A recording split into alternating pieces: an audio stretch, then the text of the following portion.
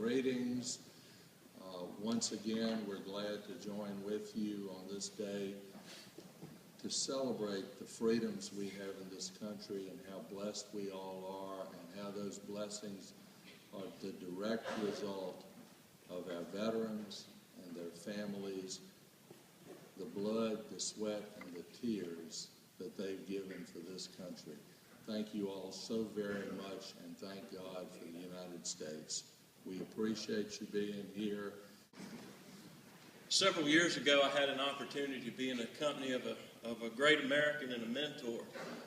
Ernest Osborne, a good friend, passed on since, went by the nickname of Ozzy. So, yeah, Ozzy Osborne. I know. But, we were talking one day, and I said, Ozzy, he said, looks like something's on your mind, bud. He said, yeah, he said, this time of year I start thinking about things. And I said, well, what do you mean? He says, well, 64 years ago today, I was on a boat off the coast of Normandy waiting to go ashore. And it struck me that I was in the company of greatness, somebody that had been there, that had seen it, that had done it. And I would encourage you, ladies and gentlemen, to take the opportunity to speak with these people who have been there and who have done that, and to learn from them while the opportunity still exists.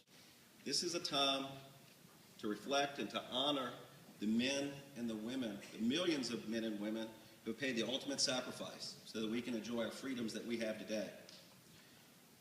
And oftentimes we use the word thank you. Many, many times each and every day. We say thank you to the clerk when they give us change. We say thank you to mom and dad when they put your dinner on the table. But how often do we thank a veteran for what they have done? So when you leave here today, whenever you say a man or woman in uniform, take the time to say thank you for the sacrifices they have made so that you can have the freedoms that you enjoy. And also, let's not forget their families. This nation is still at war. And we have families that are here that have their loved ones who are serving this great nation.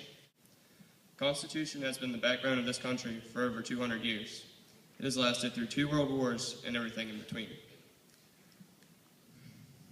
As our nation grows and becomes older, some people question the relevance of the Constitution.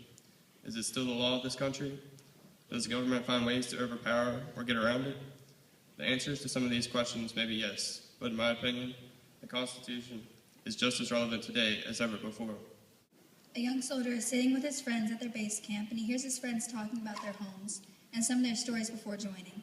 He smiled at one of his friends, but it was quickly replaced when he thinks to himself whether or not he would see his own family again, whether or not his friends would see their families again. That haunting reality that always nagged at him the next time he sat here, there might be a few less members. The chilling thought that these smiling faces might be consumed by remorse and sadness for another fallen comrade. He ponders these questions in his head and then thought, why? Why should he have to put his life on the line for people he had never met before? People that he would never meet in his entire life. He had already lost friends and couldn't help but feel that all of this was for nothing. He had asked one of his friends, and his friend told him, it's because everyone has the right to freedom in life, and we protect that. Just think about what would happen to the families if we didn't do what we do. Just think about all the lives that would be lost if we didn't put ours on the line. We protect our country and our families, and that is why it's worth it. I can tell you, the breath is taken away from me in watching this ceremony. I have never seen anything so beautiful in all of my life. The Glee Club, your chorus, your band, all of these various ROTC units that are participating in this activity, all the recognitions, and I think Elizabeth has it right.